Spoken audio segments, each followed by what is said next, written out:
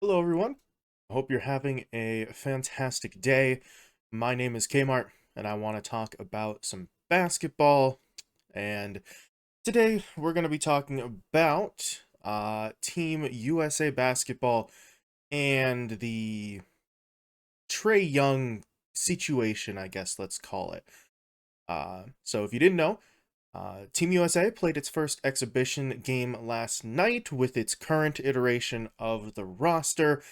Played a friendly against Puerto Rico, and it looked pretty good, right? Probably throw the final score up on the screen somewhere. Um, Played relatively close-ish in the first half, and then Team USA really pulled away in the second, and looked really good doing it. Uh, Looked like a scenario where the team had been intentionally built with each player's sort of role in mind. Everyone seemed to sort of be coordinated and on the same page, and all the good stuff that you want to hear from the national team heading into a FIBA competition. So they look good for their first time out there as a team. But that performance and the play from Team USA did sort of lead back to um, a bit of a talking point that's arisen over the past couple of days, and that did revolve around Trae Young because Trae Young is not on the Team USA roster. He is not a member of the national team at the moment, but he has repeatedly expressed that he would like to be, that he does want to play, that he does want to represent the country. He wants to play for Team USA, and this is now the second or third time where he has expressed that interest and not been picked for the roster, not been selected. So that's led to a lot of talk from himself, from people around him, from maybe just fans of Young and the Hawks in general, because Trae Young is a popular and well-known name in the NBA. And him not playing for Team USA when he has repeatedly stated that he would like to has sparked a lot of discussion from people. And as always, in today's NBA fandom, a lot of that talk is kind of negative and a lot of that talk is kind of nasty. A lot of people have ended up trying to sort of put down other players on the roster, trying to ask, oh well, why is this guy on the team when Trae Young isn't, things like that. And ugh, well, first of all, that's not really a great way to talk about basketball in general, but not everybody's nice on the internet. It kind of sucks, but it is what it is. Kind of wish it wasn't. But let's talk about that point, right? Not the toxicity on the internet. We'd be here for days.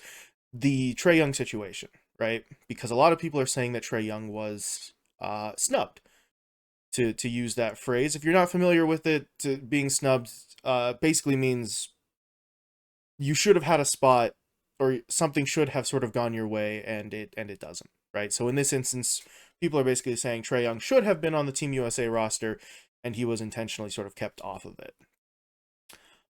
Is that true? Kind of yes, kind of no. But let's talk about it, right?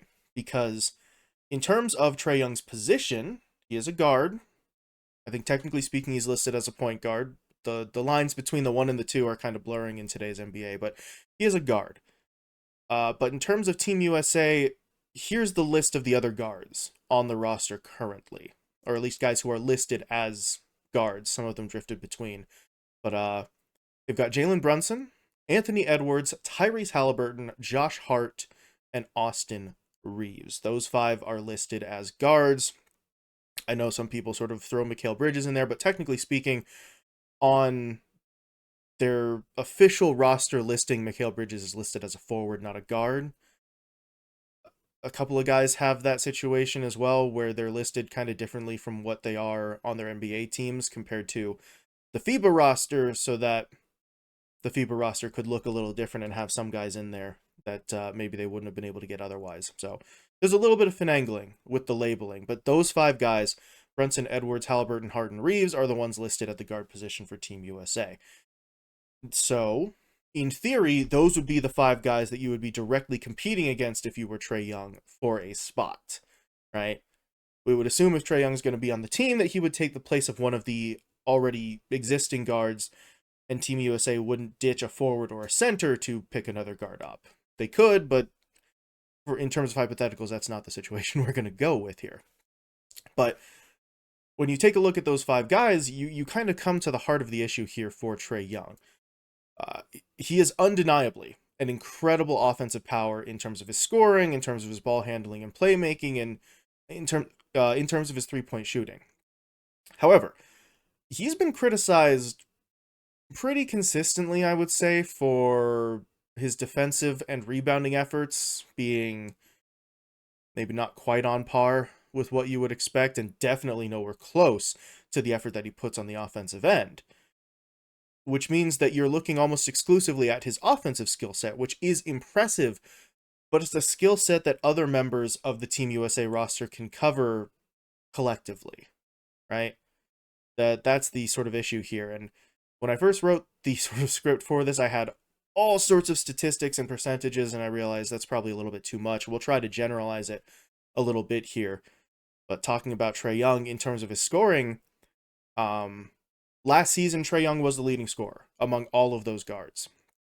But not by a whole lot, right? He averaged, I think, like 2 more points per game than Brunson. He averaged like 1 more point per game than Anthony Edwards. So you're not massively ahead of those two guys. Tyrese Halliburton also averaged over 20 points per game, which is several points behind, Young and Brunson and Edwards. But you've got 3 guys who average 20 plus points per game there.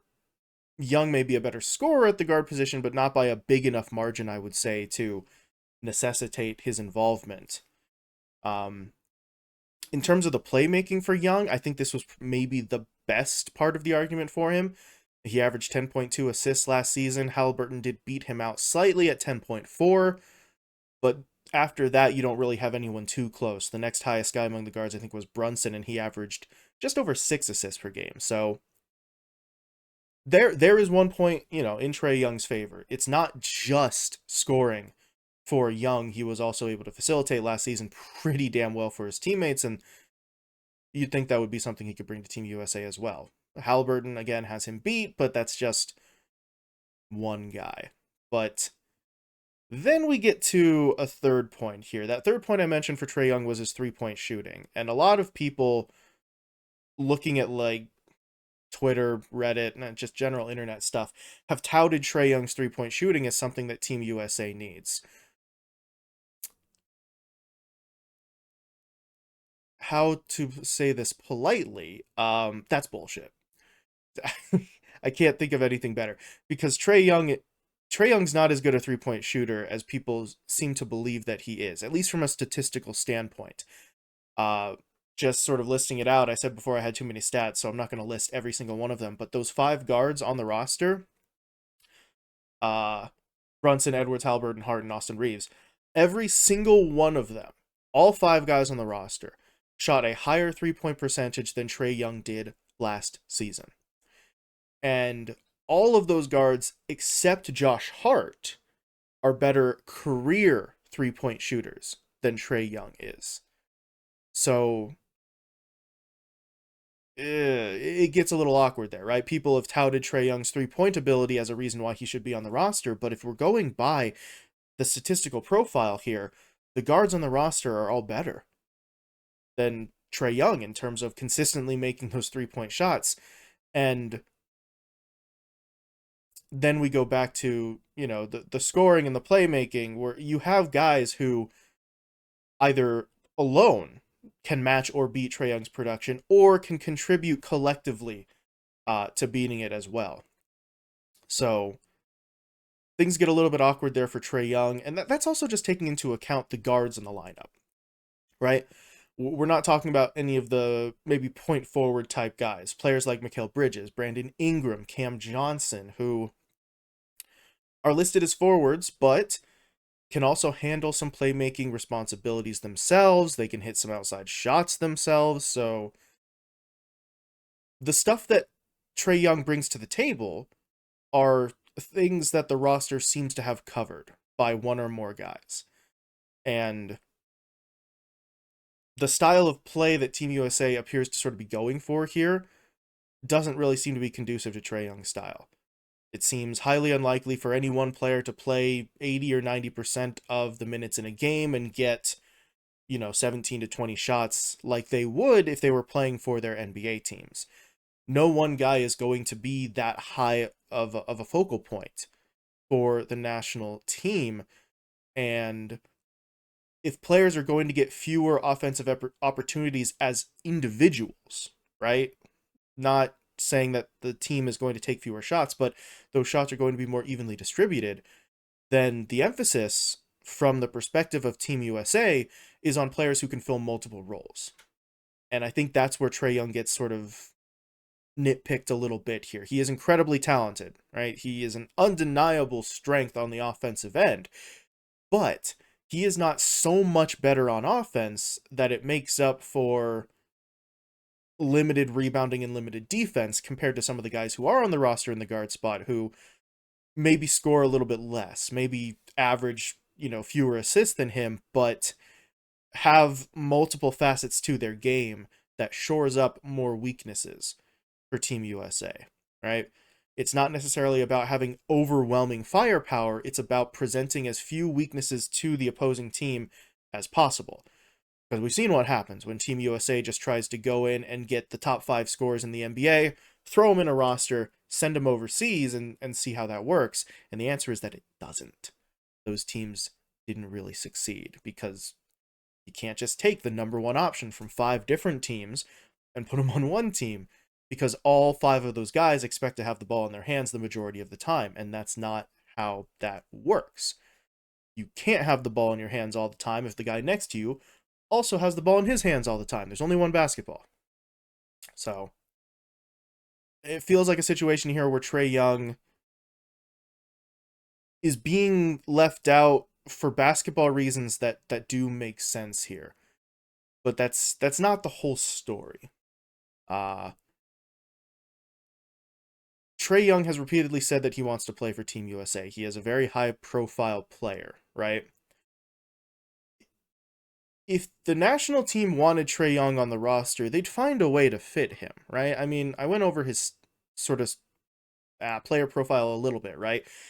High volume scoring, double digit assists in the last season, and not as good 3-point shooting as some of the other guys here, but still solid. I mentioned all 5 guards were better than him last season, but he still shot like 35 or so percent. That's still pretty good. If they wanted him, he'd be on the team, which means that they don't want him on the team. And from, like I said, the statistical standpoint, I can understand the arguments why, but it also feels like there's kind of something else at play here. And the politics of Team USA basketball is something that we have seen in the past with other players. Other players who were at or above Trae Young's level of fame at the time as well. I don't know about level of play, but at least in terms of how well they were known in the basketball world, we have had guys at higher levels who have not been included, and it's come out later that the suspicions were that there's an issue with, coaches don't like the players, or management for Team USA doesn't like the player, or they said or did something, etc., etc. Trae Young may have fallen into that scenario. He may have fallen into a spot where it's not just the basketball side of things, it's maybe the personality and the politics that that are keeping him off the team as well. But the problem is that that's not the only reason here, right? If that were it, if the only conceivable reason we could find for why Trae Young wasn't on this roster was because someone has it out for him, then yeah, it would be easy to say that he was snubbed, but we can back up his exclusion from the Team USA roster with sort of statistical analysis, with the idea of, does he fit on this team better than the guys who they've picked up? And that kind of muddies the waters a little bit. Is he a better fit for the current roster than what they have? I would say no, right? But it is hard to imagine someone like Trae Young campaigning to play for his home country on the international level repeatedly and not getting a spot repeatedly. All right, the reasons for him not being on the team do make sense, but it's still kind of strange. He's a high profile player. He's expressed a desire to play, and he hasn't gotten the chance to. Um, could he help Team USA win? Absolutely, he could, right? Trae Young is a fantastic basketball player. You really can't take that away from him. Is he as highly rated as some people seem to say? No. Is he as unbelievably bad at some things as some people say? Also, probably no. But the question is here, would he have been guaranteed to help the team more than any particular player on the roster right now? I don't think you can definitively say that. Yes, he could help the team win, but should he be on the team over some of these other guys? I don't think you could say yes 100%. You could say yes because that's the way that you feel, but proving it as a matter of fact is not really possible. So it's a strange situation, right? You would think that normally if there was a guy of Trae Young's caliber, both as a player and as a personality that's known in the league, and he says, "Hey, I want to play for Team USA," they would make an effort to get him on the roster, and they haven't, which makes this a little bit of a strange situation. But was he snubbed? I would say, I'm going to say no, right? I'm just going to put it down there because I think the idea from what I've always understood about a player being snubbed is that player should have gotten a spot and did not get that spot. I'm not sure that Trae Young had a spot that wasn't given to him, right? Well, first and foremost, nobody's entitled to a spot on the national team. Let's just sort of get that out of the way a little bit. It doesn't matter how good you are not, there's no spot reserved for you on Team USA basketball. But I think the arguments for why he was not included on the roster make sense from a basketball perspective, right? So in that case, I'm going to say that he was not snubbed because you can't make an argument that he was only kept off of the team for personal reasons, that his actual profile as a basketball player demanded that he be on the team. I don't really think you can say that when you compare him to the other guards on the lineup. Is it strange, though, that there seems to be also at play non-basketball reasons for why he's not on the roster? Absolutely. That is very strange. And I think someone at some point in the hierarchy has a personal problem with Trae Young. But I'm not going to say that he was snubbed because there's also perfectly legitimate basketball reasons why he's not on the team. So, yeah, it's kind of long-winded, but that is to say, Trae Young's not on Team USA, and I think it is strange that he is not, but it makes sense that he is not. So, that's all I've got for that. I'm sure there's a lot of people who are going to, still be upset with that because they want to see Trae Young play for Team USA, but it's not going to happen this time around. I wouldn't be surprised if Trae Young kind of decides he's done trying to get on the national team because I think this is like the third attempt that he's made, and that is why, again, I do believe it's not 100% basketball related. Someone has to have a problem with him because he's tried multiple times. He has tried repeatedly to get on this team and just hasn't been able to convince the right people. But that's what I thought. I don't think Trae Young was snubbed. I think it's a strange situation, but the reasons for him being excluded from the roster do make sense.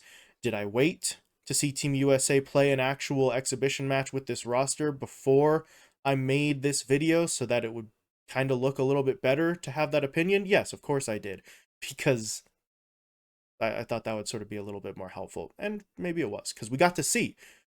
If I had waited, if the video had come out before that game, you could still sort of make the argument that the team is not good. But we got to see them in action. We got to see the reasonings when the coaches talked about sort of the right fit, right? And the guys being able to see the floor, to play well together. That was all talk until we actually got to see it in action. And yes, Puerto Rico is not a powerhouse of the basketball world, but it was less about the caliber of opponent being played and more about seeing, was all the talk from that coaching staff, hot air, or was it legitimate? And it seemed pretty legitimate looking at the game itself. So it's unfortunate for Trae Young, but that's the way it's gonna be. So we shall see what lies in the future for Team USA basketball. In terms of the future for Trae Young, though, still got to get prepared for that next season. But Let me know what you think. I know the Trae Young situation is one that had a lot of people sort of talking about whether he should have been included on the team or not. So, do you think he was snubbed? Do you think he should have had a spot on the team? If you do, um, I guess what player do you think he should have replaced? Whose slot gets lost to put Trae Young on that team. But other than that, thank you all so much for watching, and I will talk to you later.